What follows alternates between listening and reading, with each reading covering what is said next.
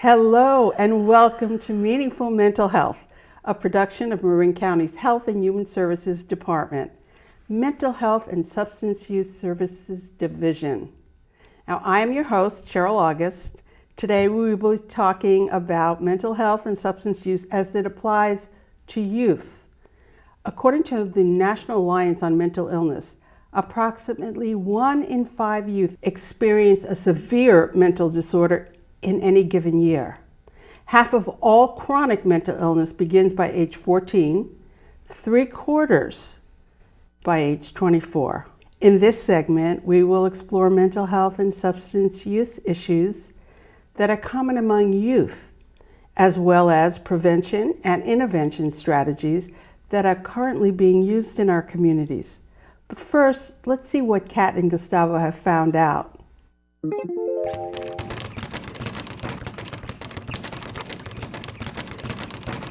Here in the boxing gym, we help kids out. We just try to keep them out of trouble. Like the kids that go to the after-school program, they come in here and we teach them how to box. You know, just a place to take their frustration out and just keep them out of trouble. Actually, I think it relieves stress. It helps. It will help them like mind, body, and soul. I think it might even help them better in school. Just something to do after school instead of like kind of being bored and like looking for trouble. They could come here and like make something of themselves. So it's a variety of services here in the community. I can think of at least 5 programs, but the one that I'm presently involved in is the Hannah Project Partnership, and they cater towards high school students kind of transitioning them to college, so hooking them with jobs, internships, mentors. And also during the summertime, we offer something called the Freedom School, which is run through the Children's Defense Fund. And that's basically child self-empowerment. So I've been a teacher there for the last 3 years. But it's not so much about teaching, it's about teaching children to be self-empowered and kind of knowing their own strengths and then fostering their development that way. My name is Jeannie Scott. One of our new programs for Sunny Hills is the Marin Transitional Age Youth Program. We're helping youth with serious mental health issues. So we're helping them, stay in apartments, off the streets, in school, in jobs, and getting the mental health support that they need. We also do a drop-in center here at 615 B Street in San Rafael, and we serve youth anywhere from 16 to 25 years old with, job support, interview skills, getting hooked up with school, finding things that they need to be successful and kind of grounded in life. And we can serve up to like 75 youth a year in the drop-in center. That's great. Sounds like a great start. Well, thanks for speaking with us today, Jeannie. I appreciate it. You're welcome.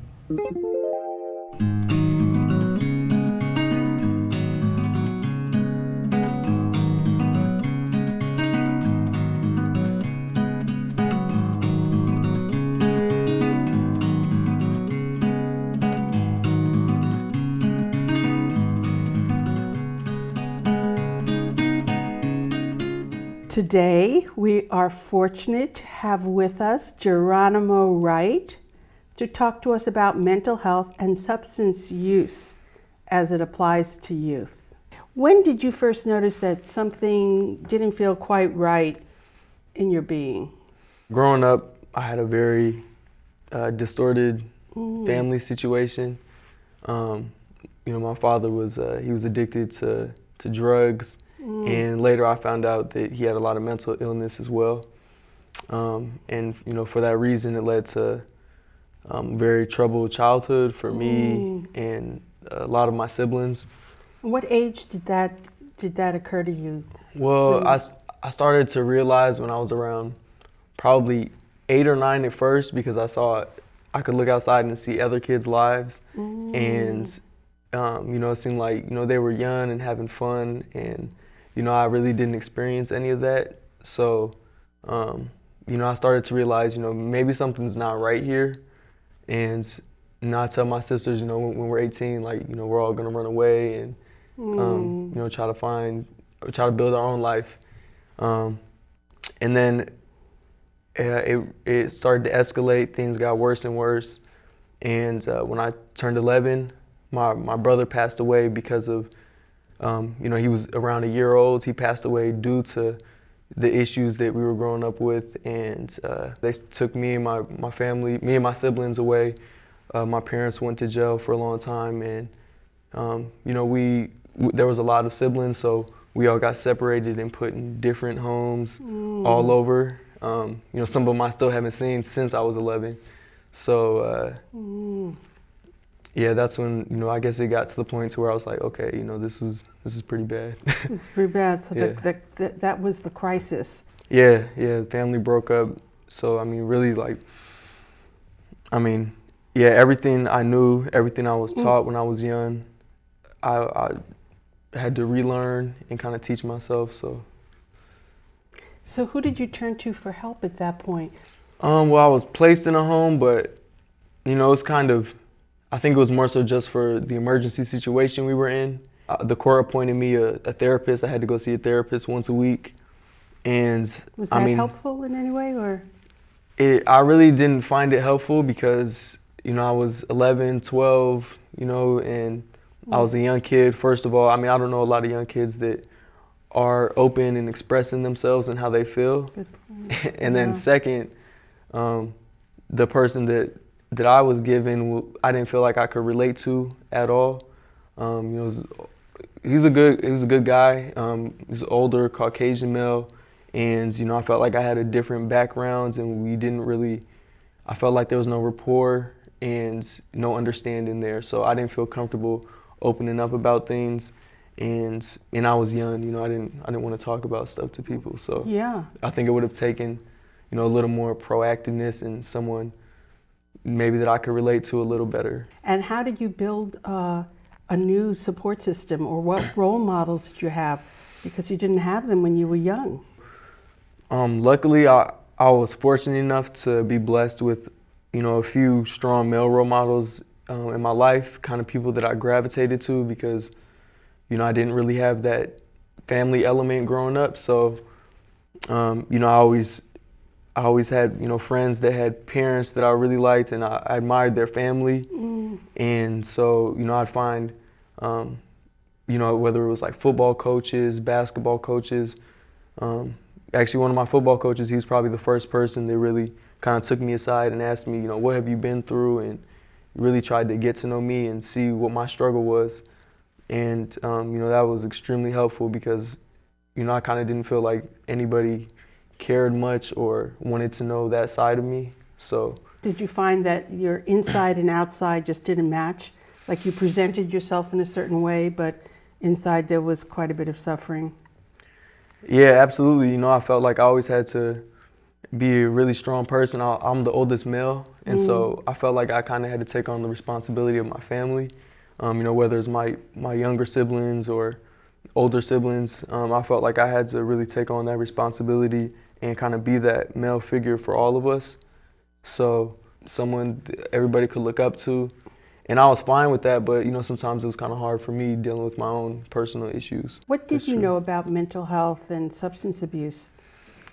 All I really knew about substance use is that I didn't want to take part in that as much because, you know, I saw what it did to my family and what, you know, how my father abused it and how that affected us. And so I wanted to completely be opposite as much as possible of that as I could.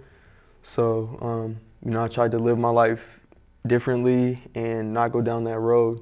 You know, I kind of realized that mental health kind of affects everybody, you know, even people that seem normal. You know, they might be dealing with their own demons and their own issues. There was dark times in, you know, college where I felt like I didn't have any support. You know, people kind of thought, oh, you're doing so well. You know, you're playing football. You're doing great. You're, you know, graduating school. But, you know, there was a lot going on internally that I was dealing with, and so. How were you dealing with? I masked my emotions for so long that I think it was getting triggered. You know, certain family was coming back into my life that I hadn't seen and wasn't comfortable with. My own just childhood issues and, you know, things coming up for me and thinking about my past and, you know, why I can't see my brothers and sisters. And, you know, it's been years. Would it have been helpful early on if a male figure that you could relate to stepped up and related to you all through your young adulthood. Absolutely, and I think even just little things like going into college and trying to figure out what loans do I apply for, what just there's a lot of little things that I just had to make mistakes on my own, and that's how I've always learned, is making mistakes and then trying to get it right the second time. Yeah. But a lot of people, they can kind of have that person there to kind of guide them through certain situations. So I think it would be helpful, like some type of support system where it kind of helps aid people even if they're doing well. Yeah. Kind of helps aid them along the road, and you can kind of feel comfortable asking questions too, not like you're burdening someone. Right. Did you know of any services available in the community for mental health or substance use, and any kind of supportive agency that you gained help from? Well, there was one program that I think, actually two programs that were pretty helpful. One was CASA, so Court Appointed Special Advocates. There was my mentor through that. He was very helpful in my life, and I think it's a good program for youth where they kind of are the voice for youth when they're going through things. So that was very helpful. And then there's another program here in Marin, Alternative Family Services and the Independent Living Program. Those are extremely helpful programs that help me learn skills like check balancing and just skills for how to write a resume. They were very helpful in helping me learn a lot of different things that I didn't know at the time, and helped aid me to be a little more successful. And it was just extremely helpful because there was other kids in there that we could kind of bounce ideas off of, and whatever struggles we were going with, everybody kind of shares a little bit. So that it's okay whatever you're going through, and it's fine because other people are going through it too. So that was a helpful program for me. What do you think young people now need most in terms of learning about mental health issues and their well-being? I think a lot of it is just exposure, kind of knowing what's out there. Yeah. I think, sometimes people don't know, and they might not think that they have a problem.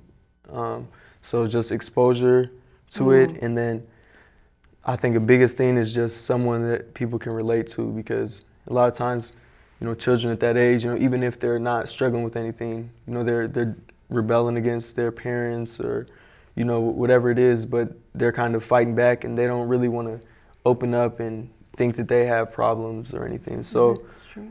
So finally, the 3 things you would want people to know who are viewing this program. the three important things, at least to me, that I feel are helpful.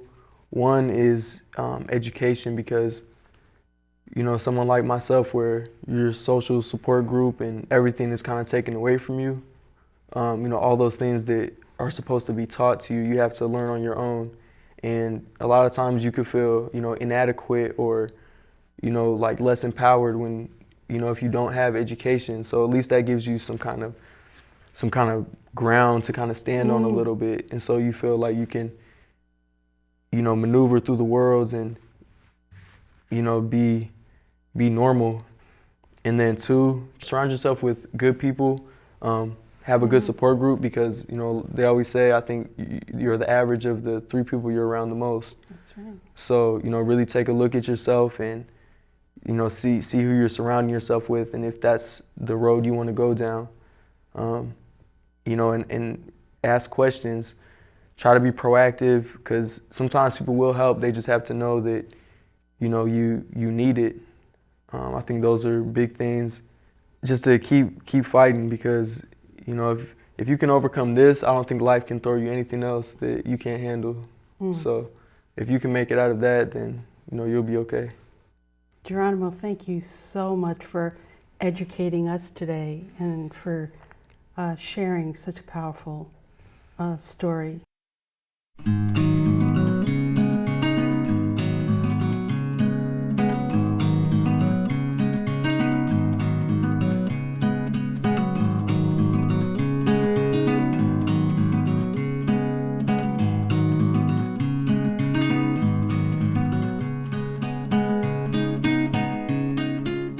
Hi, Brian. Hi. Hi, Terrie. Hello. Brian, could you tell us something about your experience working with youth? Sure. Well, I'm trained as a psychologist, and I've been working with young people since 1989 in a variety of settings. I worked and lived in Chicago, so I worked with inner city youth in Chicago. I worked with HIV positive youth there. I came from San Francisco Public Health, so I was involved with child crisis services in San Francisco. I've been here employed by the county since 2001. We provide a range, really a continuum of services for young people 0 to 18. Typically, clients present with more moderate to severe levels of difficulty, emotional and behavioral issues, school problems, certainly family issues, in extreme cases, suicidality or suicide attempts, those sorts of things. How does family structure play a part in children's stability or lack thereof and the prevalence towards crisis? I think it can definitely be a risk factor. The seemingly contradictory thing is families that are intact, that have lots of resources, sometimes have children in crisis. Single-parent households that are low income sometimes often don't. And so it's one of many risk factors, but I think that families where there's domestic violence or lots of financial stressors can certainly be a risk factor for a child and how he or she develops and copes with the kinds of pressures that children encounter at school. So having role models is a really important thing for a family to offer a child. Sort of the single most important factor is for any child is to have one person they can turn to, just one. Typically it's going to be a parent or extended family member, but as long as they have one that can mediate against so many other pressures and challenges that come up. How does substance use play a role in a child or young person's mental health? We know that the rates of substance use are high here, in particular binge drinking and marijuana use. I'd say across the spectrum, the socioeconomic spectrum, it's a huge factor. I think I have several thoughts on this. I think sometimes you see substance use really as sort of masks other mental health issues that are going on. For instance, a teenager might be self-medicating with alcohol and marijuana to avoid depression. Certainly it affects judgment and in things like impulsivity. So if you have someone who is inclined to be impulsive or to make bad decisions, and then you add a substance on top of it, it can become very problematic. And an extreme example would be someone who's suicidal and maybe gets closer to acting on that under the influence of alcohol or drugs. But everyday examples, using so then they don't go to school, or using it interferes in completion of schoolwork, or maybe increased fighting in the family. Those sorts of things. And I don't think I have to elaborate on the negative consequences, with probation and things like that stem from, substance use as well. Yeah. What's in place to help these young people, should they reach out or find a way into the system? Well, I think there are a couple of things that we're doing actively. One is building basically a system of care where mental health is linked with juvenile probation and social services and the schools and some of our partner agencies. For instance, Seneca is one, and they offer wraparound services. So there are relationships among all these agencies, and the connections between them and the collaborative efforts help build kind of a system in place. Can you mention about what wraparound services are? Wraparound services are specific to sort of children's mental health. And it's a family-driven process involuntary, where a family will identify supportive people as well as professionals and they'll meet as a team, and they'll take the parents' cue, like what are their priorities and what are their needs, and how can the team assist them to meet those needs. So it's not therapy, it's not problem solving. It's really meant to be supportive of the parents and their experience and help them figure out what are they interested in addressing and how the team can support them.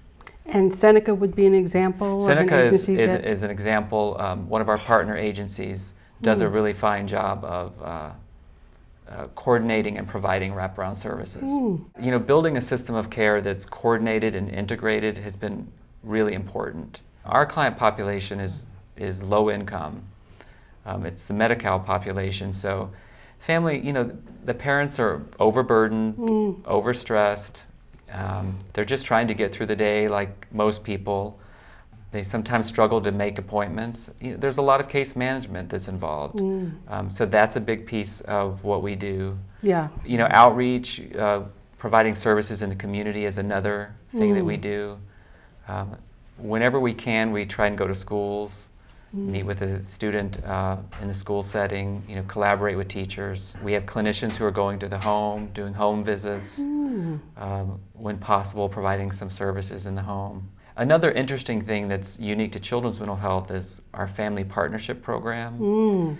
The family partners are paraprofessionals and parents who have come up through the system, who've had children that have come through either the mental health or probation system, have figured out how to work that system and understand how to get things done. And we pair them with our families.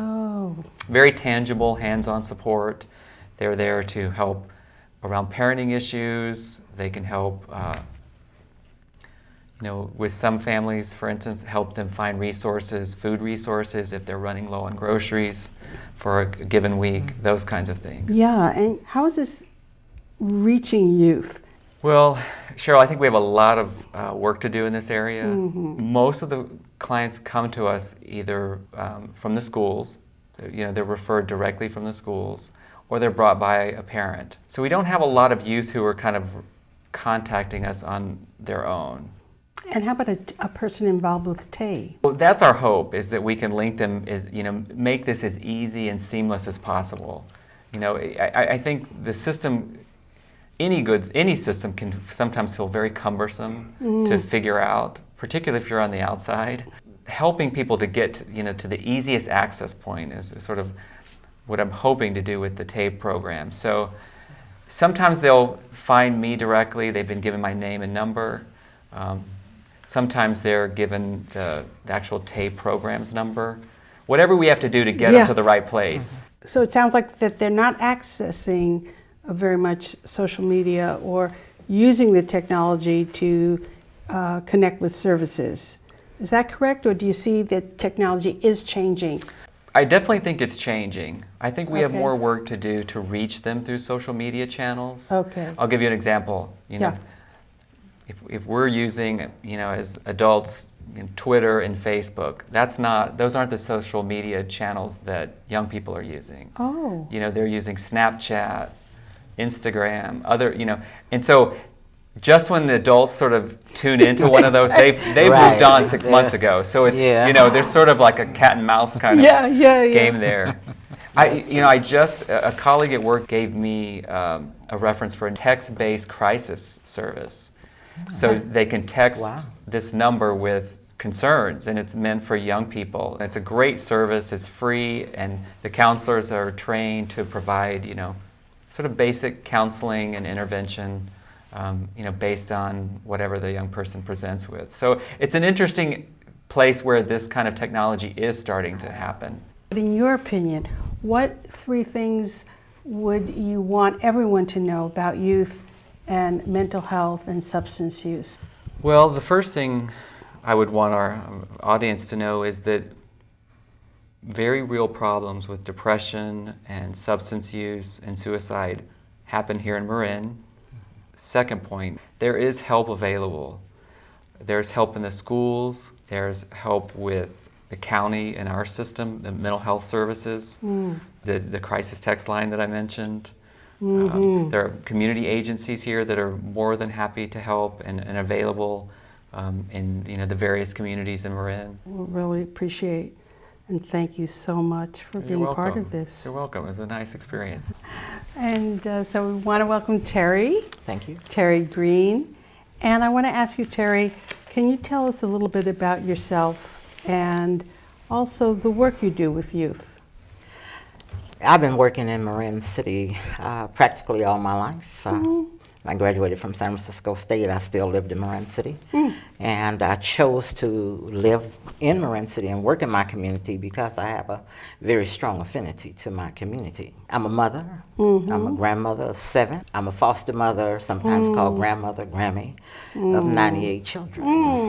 So I've been doing this for 38 years. For about 19 years, I ran a program in Marin City. It's a Step 2 educational and vocational program, preparing young people not only to graduate from high school, but to go on to colleges and universities. I direct the Parenting Academy in Marin City, the Marin City Parent and Leadership Academy. I also provide nutrition education in the community. So there are a number of things that I'm involved in, but young people has been my #1 love for years and years and years. Could you describe what would happen if a young person happens to walk through your door? You know, the main thing that we can show young people is the fact that we love them, we care about them, I mean, we're genuinely concerned about them, that we're going to be with them no matter what. And, that's, young people are looking to belong. We have so many young people out in the streets, and they don't have anybody to undergird them. And they're looking for someone that's gonna be there no matter what. One of the things we know, and research has proven this, is the fact that, mental illness starts very young in life. And we can ward off a lot of the illnesses that are happening now with adults if we would have, if we spend time, if we target our young people. Prevention. Prevention is the key. Prevention And we is the have to start young. Our parenting program, the Marin City Parenting Academy, we target parents with children 0 to 5. And we go after parents in a different way. Oh yeah, tell us. And so see, because parents, yes, they are the #1 teachers, but parents are leaders. Children are looking for somebody to look up to. Who's the best person for that? It's the parent. And once you really bring that parent in, and you begin to provide them with the skills that they need to know about just what are some of the developmental issues that's going on with my child? How do I deal with situations even when I'm stressed out? So we have to be prepared to deal with the parents' stress, their anxiety, their mental health issues, before we can even many times get to what's going on with that child. We have case managers. We have folks that go into the homes and meet with parents. We provide enrichment activities. And these parents are learning how to be role models in and of themselves. I'm so excited about it. I'm catching it, yeah. Well, one of our big partners is Corestone. Corestone's been around for... Corestone? Corestone. They've been working with children and youth not only in this country, but in India and different places. And it's all based on resiliency. And so we've been partnering actually with them for about 7 years now. But this is the first time that we've actually turned the whole parenting program into a leadership academy. Can you tell us some success stories that you've come across?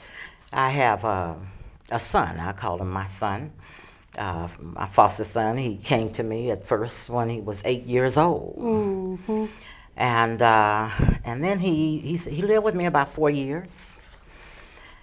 And, the system said it was time for him to go home.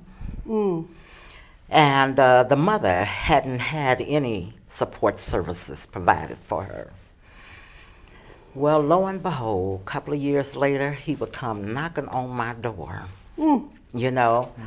Mom, can I live with you? And I'm saying, darling, you need to go home. You know, he would come back, knocking on my door. I'm going to stay here. I'm going to live with you.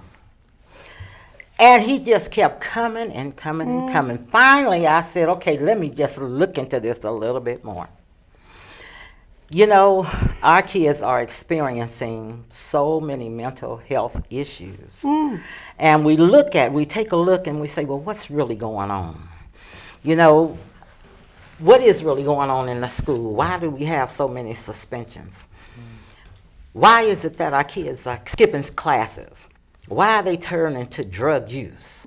Why are they getting involved in so many fights with their peers, fights with the teachers? What is really going on? Well, the truth of the matter is these kids are in pain. They're hurting. And many of them, yes, they look good on the outside, but inside that there's an inferno going on. You know, they're raging on the inside. And, you know, once we begin to realize that, what can you do? All you can do is open up your arms and embrace them. My son, we opened up the door. Right now, he'll tell you, you know, Mom, I am so glad you took me in. But you know what? I didn't do it by myself. His grandparents were involved. My church was involved. We can't do anything by ourselves. It takes a collective action in order for these children to succeed. But what do you want them to know about youth mental health that they may not know, the viewers who are watching? What I really want the viewers to understand that if we can have some early identification going on with our children, that again, when we talk about down the line, we can ward off some of those problems down the line. I want to thank you viewers for watching. Stay tuned for our next show.